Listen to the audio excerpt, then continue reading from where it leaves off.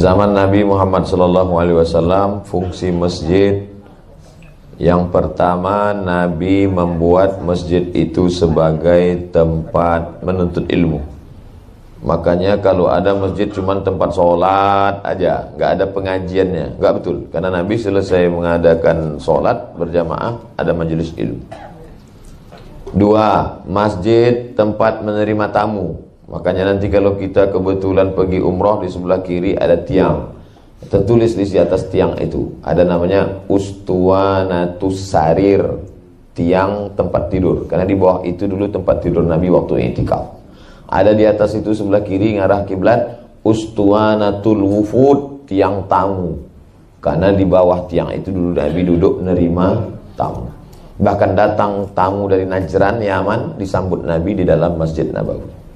Artinya apa? Masjid mesti punya convention hall. Masjid masjid yang canggih. Tiga, masjid dulu ketika terjadi peperangan Uhud, yang sakit-sakit dibawa diobati. Maka masjid mestinya punya pelataran, ada klinik gigi, ada klinik kulit, ada klinik bersalin.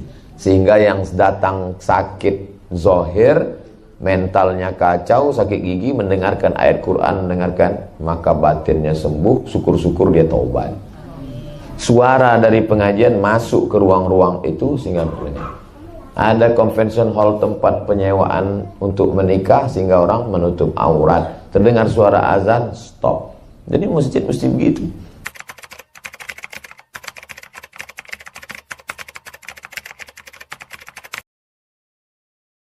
Antrian berapa Pak Haji? 2. Antrian kedua berarti sudah selesai ya? Ketiga.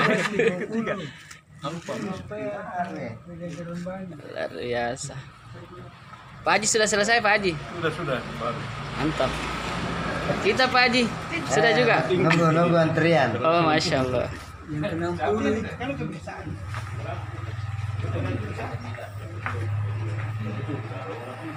Ya, ada wasnya ini yang dipanasin. Tapi sudah diperhatiin lagi. Ada banget soalnya panasir. Yang bisa tadi. Itu tempat tidurnya, kasih dia. Ini yang seharusnya katanya lebih bagus diperiksa dengan nanti. Saya saja gula darah kuat sudah 100. Kami juga sekarang pun sekarang ini.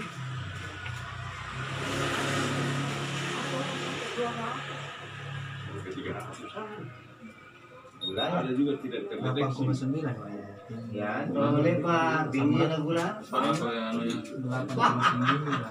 Terus Kalau tinggi gula, merah semua ini mata nih. terdeteksi darah. Iya, merah semua ini mata. Kalau kuliah itu merah matanya, naik ke sini itu gula. 9. Kolesterol tadi 164. Itu bagaimana? Kayaknya mie. Tadi normal gitu. Normal ya. Oh, samurut ini yang kram-kram. Ya. Suryani. Lanjut.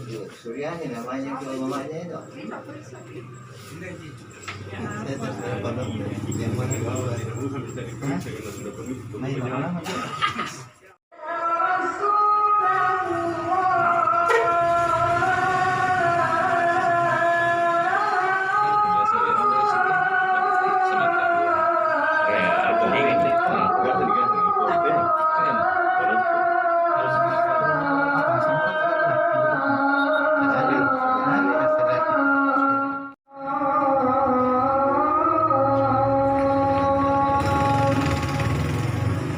Dia kalau di mana apa nama? Udah. Coba dia mana kalau ada panci ini dandan panci dandan. Iya, karena itu air nasi yang gulanya lagi turun ke bawah.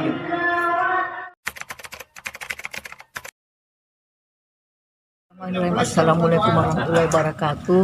Dengan adanya klinik ini membantu kita semua lebih menjaga kesehatan, terutama mengantisipasi baik yang sudah umurnya lanjut itu mengantisipasi tentang kesehatan jantung, tekanan darah itu yang harus dijaga setiap saat. Jadi kita dapat mengetahui lebih dini apa-apa tentang penyakit kita atau yang diderita para jemaah, jadi itu lebih mengatasi sebelum terjadi sesuatu. Itu barangkali manfaatnya jauh lebih besar manfaatnya. Jadi saya harap mungkin ini bisa lebih dikembangkan ke depan ya, karena dokter juga sudah ada, tinggal kita semua masing-masing bagaimana cara kita menjaga klinik ini untuk lebih maju ke depan. Terima kasih. Itu sangat bagus karena bisa membantu masyarakat secara dekat, tidak pergi jauh-jauh. Kemudian pengawasan lingkungan juga bagus. Kan di sini di Gua Mas Indah dengan Minasa Indah setiap tahun itu ada kejadian tentang penyakit demam berdarah.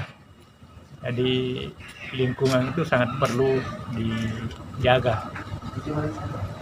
Itu barangkali.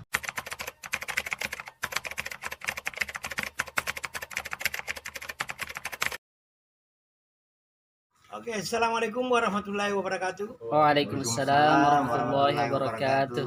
Kami bersama-sama dengan teman-teman mencoba membangun suatu kerangka pikir bagaimana tata kelola masjid itu sesuai dengan aspirasi dan kebutuhan masyarakat. Jadi bukan lagi bagaimana memakmurkan masjid, tapi bagaimana masjid memberikan kebutuhan kepada masyarakatnya tanpa kecuali, baik itu orang muslim maupun Nasrani. Itulah fungsi masjid. Dari 23 fungsi yang disampaikan oleh Nasaruddin Umar, Imam Masjid Istiqlal. Lalu hal itu harus dikelola dengan baik. Itulah yang dimaksud dengan tata kelola masjid. Jadi tata kelola masjid ini seyogyanya mampu memberikan aspirasi dan nuansa baru di dalam membangun suatu cakrawala berpikir. Khususnya karena kita sementara memberikan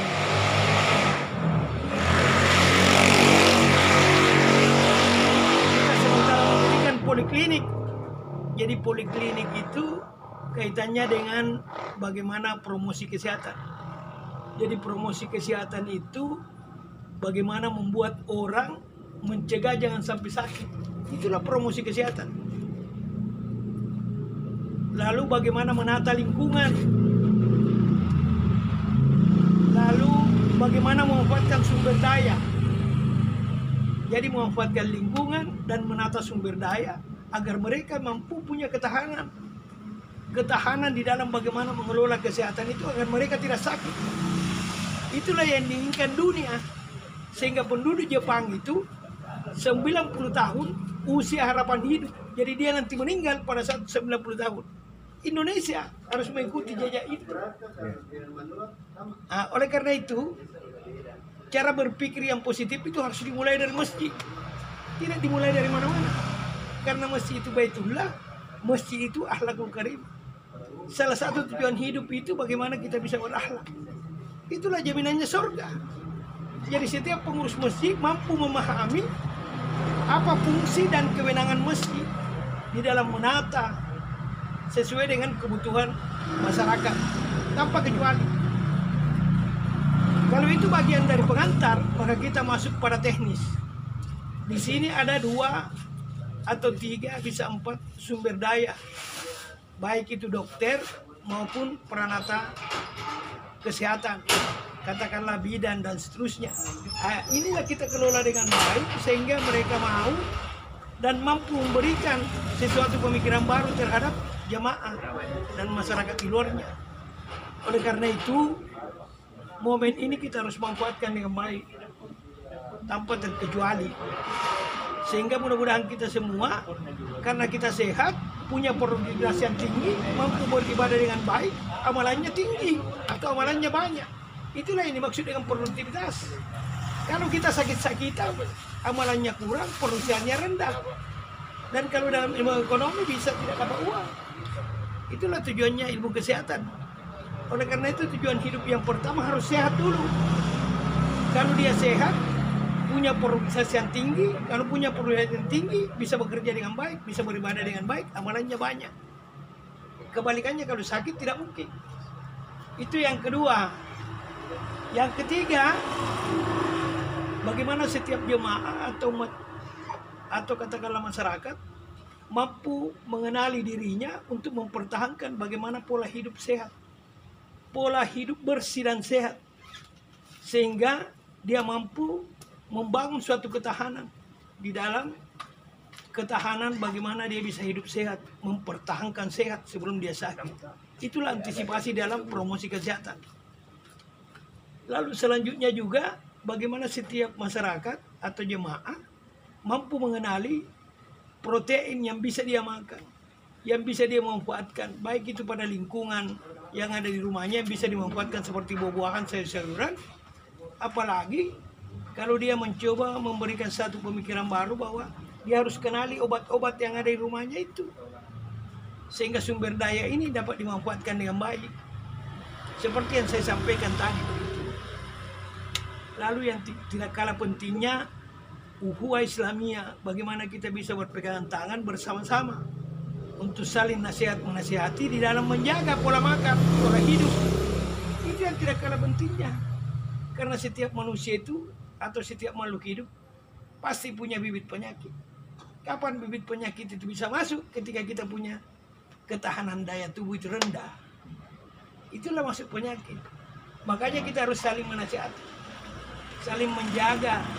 Saya pikir itu yang tidak kalah pentingnya di dalam bagaimana tata kelola masjid.